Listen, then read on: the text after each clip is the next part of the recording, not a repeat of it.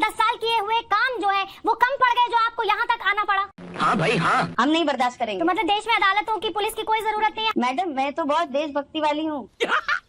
मस्त जोक मारा। जहाँ 75 वर्षों में 72 सिर्फ एयरपोर्ट थे, उसको 150 नंबर लाने के लिए मोदी जी ने काम किया। तो यही बात आपने चुनाव प्रचार में क्यों नहीं कही? जब पाकिस्तान के इशारों पे देश नाच रहा था कांग्रेस की सरकार में, तब आपने ये प्रश्न क्यों नहीं किया? क्योंकि मुझे कभी ऐसा लगा नहीं कि पाकिस्तान के इशारे पर हमारा देश चल रहा है। चलो भाई।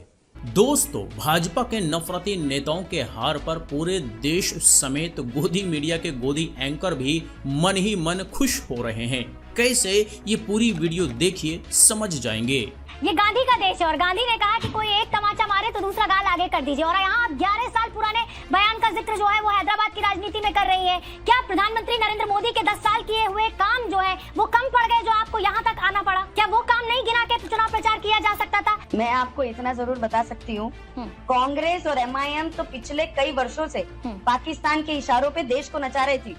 आज पिछले 10 वर्षों में अगर पाकिस्तान शांत है, पाकिस्तान का हल्ला हमारे देश में नहीं है, तो उसका एक ही कारण है हमारे मोदी जी। जिस तरीके से राहुल गांधी को पाकिस्तान से प्रेम के संदेश आ रहे हैं कि मोदी जी को हराओ और कांग्रेस को, राहुल बाबू को चुन के लाओ, इस तरीके के प्रेम के संदेश पाकिस्तान दे रही है। हाँ जी, तो जिनके पास कुछ उपलब्धि नहीं होता वही इधर उधर की बात करता है। जैसे कि नवनीत राणा, जिन्होंने अपने चुनाव प्रचार में इतना जहर घोलने का काम किया कि जनता को हजम नहीं हुआ, तो इस चुनाव में इसे बाहर का रास्ता दिखा दिया। और जहाँ तक बात है खुलेआम धमकी देने की, तो कोई भी ये देखकर बता सकता है कि कौन नफरती बोल रहा था। तो ऐसी बातें करने से पहले इसे खुद अपने दामन में एक बार झांक कर जरूर देख लेना चाहिए था, क्योंकि इनका राजनीति नफरत, हिंदू मुस्लिम, पाकिस्तान, फलाना ढिमकाना पर भी टिका हुआ है, जो कि पूरे देश को भी पता है। तो इनका ये नफरत वाली राजनीति ज्यादा दिनों तक तो चलने वाली नहीं, क्योंकि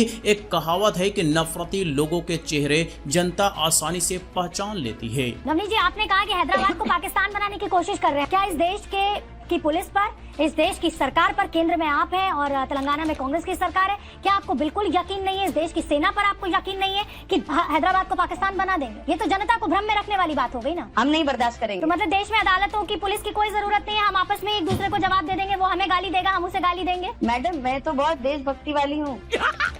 मस्त जोक मारा। तो मुझे लगता है हम धमकियों से नहीं डरते। जहाँ 75 वर्षों में 72 सिर्फ एयरपोर्ट थे, उसको 150 नंबर लाने के लिए मोदी जी ने काम किया। आप कितनी बढ़िया बातें कर रहे हैं। तो यही बातें आपने चुनाव प्रचार में क्यों नहीं कही? जब पाकिस्तान के इशारों पे देश नाच रहा था कांग्रेस की सरकार में, तब आपने ये प्रश्न क्यों नहीं किया? क्योंकि मुझे कभी ऐसा लगा नहीं कि पाकिस्तान के इशारे पर हमारा देश चल रहा है। हम कभी इतने कमजोर हुए ही नहीं नवनीत जी, तो इसलिए मुझे कभी ऐसे सवाल पूछने की जरूरत नहीं पड़ी। तो जी, हैदराबाद को पाकिस्तान बनाने वाला फेक न्यूज इसने खुद फैलाया, जो कि ना कभी ऐसा था और ना कभी होगा। लेकिन इनकी मजबूरी या लाचारी देखिए कि वोट लेने के लिए किस हद तक ये लोग गिरते हुए दिखे, किस तरह से जनता के बीच ये लोग भ्रम फैलाने की कोशिश की। यही इनकी कथित देशभक्ति है।